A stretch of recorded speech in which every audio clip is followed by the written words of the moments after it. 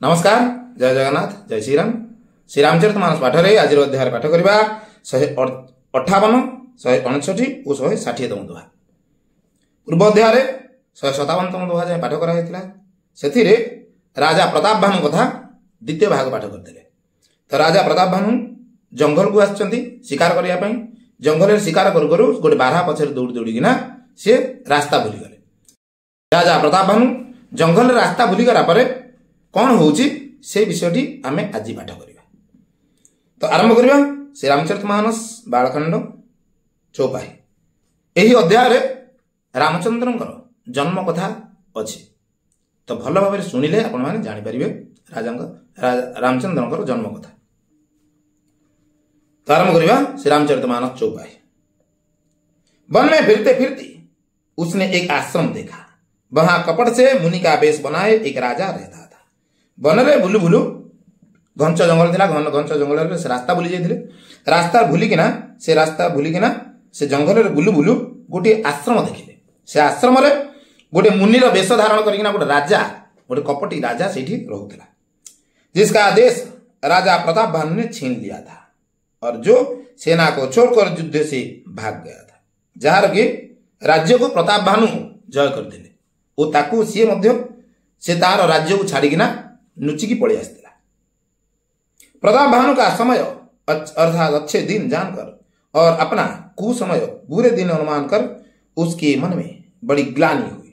तापर से समय कथा तार से रजा समय कथा कहउछि जे कि प्रताप भानु भल दिन जानिकिना और निजर खराब समय जानिकिना से आउ बेसी युद्ध न करिकिना बड़ दुखर सहित सेठु से तांको राज्य छाड़िकिना से पड़ी आसले। इसी से वह न तो घर गया और न अभिमानी होने के कारण राजा प्रताप भानु से ही मिला अर्थात मेल किया। सी बड़ अभिमानी थिला, सेतिबाई से आउ ना घर को गला ना प्रताप भानु को भेट करिया को गला कि मोर राज्य को तुम जय कर दैछ कि फेराओ कि कोन किछि विषय कथा हवा मध्य से गला नहीं। दरिद्र की भांति मन ही में क्रोध को मारकर वह राजा तपस्वी के वेश में वन में रहता था। दरिद्र भले से मन रे क्रोध को रखिकिना गोटे तपस्वी वेश धरिकिना से वन रे रहियो लागिला। राजा प्रताप भानु उसी के पास गया। राजा प्रताप भानु तारी पाखो को ही गले। उसने तुरंत पहचान लिया कि यह प्रताप भानु है। से संगे संग प्रताप भानु को देखिला मात्र चिन्ह देले जे ये प्रताप भानु अटंती बोली। राजा प्यासा होने के कारण व्याकुलता में उसे पहचान ना सका। प्रताप भानु मध्य भोक शोष रे थिले बोली से भोक शोष रे व्याकुल रे थिले। सेदिबाई से जो राजा को वेश मुनि वेश धारण करके दिला से ताको देखी चिन्ह पारले नहीं। सुंदर वेश देखकर राजा ने उसे महामुनि समझा और घोड़े से उतरकर उसे प्रणाम किया। सुंदर मुनि कर वेश देखी किना राजा ताको महामुनि भाबी किना घोड़े ऊपर घोड़ा ऊपर तळु को ओल्हे किना से ताको प्रणाम करे। परंतु बड़ा चतुर होने के कारण राजा ने उसे अपना नाम ही नहीं बतलाया, किंतु से भारी चालाक थिले सेतिबाई से ताको निज ना कहिले नहीं।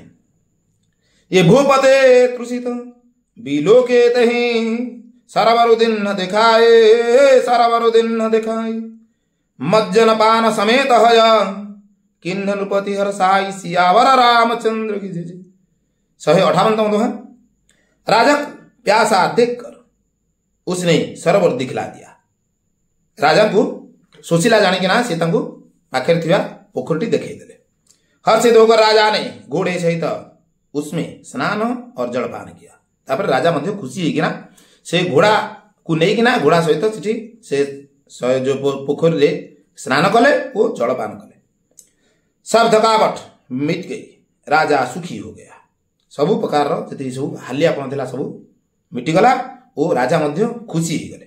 तब तपस्वी उसे अपने आश्रम में ले गया और सूर्यास्त का समय जानकर उसने राजा को बैठने के लिए आसन दिया।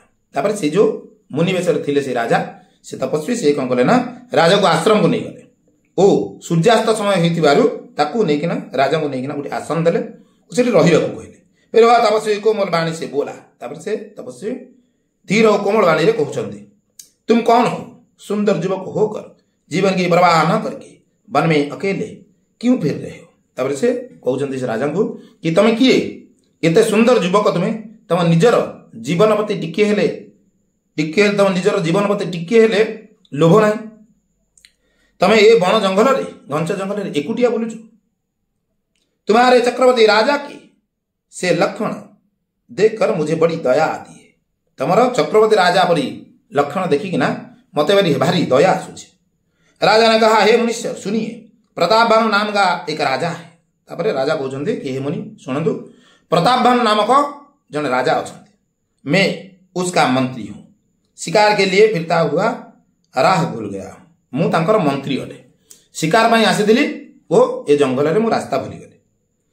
बड़े भाग्य से यहाँ आकर मैंने आपके चरण के दर्शन पाए। मोर मध्य बड़ भाग्य थिला कि मु एठी आसिकिना आपनकर चरणर दर्शन कली। हमें आपका दर्शन दुर्लभ था, इसी से जान पड़ता है कुछ भला होने वाला है कि मोर आपण दर्शन गोटे दुर्लभ थिला। एथुर जना पड़छि जे मोर किछि भल ही हबो बोली। मुनि ने कहा, हे तात, अंधेरा हो गया, तुम्हारा नगर यहाँ से 70 योजन पर है। तापरे मुनि कहउछंती राजा को के तमर एठी एठी अंधार है सालानी, तम नगरटी एठू 70 योजन दूर अटे। ए निशा घोर गंभीर वन पंथन सुनहु सुजान, पंथन सुनहु सुजान, बसहु आज वस जाने तुम, जाहु होत बिहान सियावर रामचंद्र की जय। ये तुलसे जसे भव तब्यता, तेईसी मिलहि सहाय, तेईसी मिलहि सहाय। आपुन आबय ताहि पहि, ताहि तहाँ ले जाई, सियावर रामचंद्र की जय। 159 दोहा। हे सुजान सुनो, घोर अंधेरी रात है, घना जंगल है, रास्ता नहीं है, ऐसा समझकर आज यहीं ठहर जाओ, सवेरा होते ही चले जाना। तब से मुनि राजा को कहते कि सुन, पूरा अंधार राति घंच जंगल अटे, रास्ता मध्य जंगल रे किछि नाही, तो तमे एठी रातिटा रही जाओ, सकाळ हला मात्रे ही तमे एठू तुम नगर को चले जाओ। तुलसीदास जी कहते हैं, जैसी भवितव्यता होनहार होती है, बेसी ही सहायता मिल जाती है। तुलसीदास कहते कि जेपरी होनहार हेतिबो तुमको सेही परी ही सहायता मध्य मिल जाओ। या तो वह आप ही उसके पास आती है या उसको वहां ले जाती है, या तो निजे निज पाखकू से सहायता आसे, नले तमे ता पाखकू जाई परियो। हे नाथ, बहुत अच्छा ऐसा कहकर और उसकी आज्ञा सिर चढ़ाकर घोड़े को वृक्ष से बांधकर राजा बैठ गया। राजा मध्य कहले जे बहुत भल कथा, एकथा कहिकिना से मध्य घोड़ा को नेकिना गोटे गछरे बांधि देले ओ तांको कथा को शिरोधार्य करिकिना से सीढ़ी जाई बसी गले। राजा ने उसकी बहुत प्रकार से प्रशंसा की और उसके चरणों की वंदना करके अपने भाग्य की सराहना की। राजा मध्य तांको बहुत प्रकार प्रशंसा कले, से मुनिकर बहुत प्रकार प्रशंसा कले ओ तांकर चरणर वंदना निज भाग्य को आदर सहित प्रशंसा करछन्ते। फिर सुंदर कोमल वाणी से कहा, हे प्रभु, आपको पिता जानकर मैं ढिठाई करता हूं। तापरे राजा कहते सुंदर कोमल वाणी रे कि हे प्रभु, मु आपण को पिता सदृश जानिकिना किछि दुष्टता करुछि। हे मनुष्य, मुझे अपना पुत्र और सेवक जानकर अपना नाम धाम विस्तार से बतलाए। तापरे तुम कहते कि मते पुत्र सदृश जानिकिना आपण आपणकर नाम और धाम कथा विस्तार ले कहतु। राजा ने उसको नहीं पहचाना, पर वह राजा को पहचान गया था। राजा तो को चिन्ह पारे नहीं, किंतु सी राजा को चिन्ह सारिला। राजा तो शुद्ध हृदय था और वह कपट करने में चतुर था। राजा तो शुद्ध हृदय थे, निर्मल हृदय थे, सी एते कपट पशु नथिले, किंतु सी भारी कपटी थिला। एक तो बैरी, फिर जाति का क्षत्रिय, फिर राजा, वह छल बल से अपना काम बनाना चाहता था। एक तो गोटे शत्रु से थिला, जाति क्षत्रिय थिला, पुणी से राजा गोटे थिला, से छल बल द्वारा ही निजर काम करने को चाहूला। वह शत्रु अपने राज सुख को समझ करके स्मरण करके दुखी था। से शत्रु अर्थात से जी मुनि, से निजर राज्य सुख कथा मन पकईकिना भारी दुखी थिला। उसके छाती कुम्हार के आवे की तरह, आग की तरह भीतर ही भीतर सुलग रही थी। तार छाती भितर कुंभार उआ सदृश निया भितर भितर कुहुड़ुला। कुंभार जोठी हांडी पोड़े ता भितर भितर निया जलुथो, किंतु बाहर कि जना पड़ुनथो। से सदृश ता भितर आ छाती भितर निया लगी जाइछि, किंतु सी बाहर को जणो नहीं।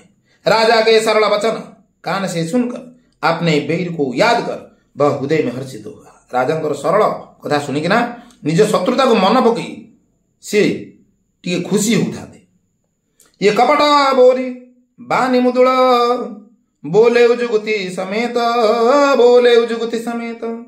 नाम हमारा भिखारी अब निर्धन रहित निकेत सियावर रामचंद्र की जय। 160 वह कपट में डूबोकर बड़ी युक्ति के साथ कोमल बाणी बोला। से कपट रहीकिना बड़ युक्ति सहित कोमल हृदय रे कथा कहूँ। अब हमारा नाम भिखारी है, एवं तो मो ना भिखारी ही अच्छे, क्योंकि यह निर्धन और अनिकेत घर द्वारहीन है। कहीं मु वर्तमान निर्धन और घर द्वारहीन अटे। मोर नाही मो पाखे किसी धन अच्छी आउ नाही मोर घर द्वार ही अच्छे। राजा को यहपरी भाव से मुनि कहते। आगो को कौन हो आमे पढ़िबा आसंता अध्याय राजा प्रताप भानु संगे से राजा कौन छल करुची तांको किपरि छल करुची से कथा आमे आसंता अध्याय पढ़िबा। आज विषयटी राजा प्रताप भानु विषय कौन आपण माने शुणिले जहा केमिल लगिला कमेंट रे कहिबे। तो आज पई रहूची आसंता अध्याय पुणी थे प्रताप भानु विषय पढ़िबा। तो आज पई रखिली। जय जगन्नाथ, जय श्री राम।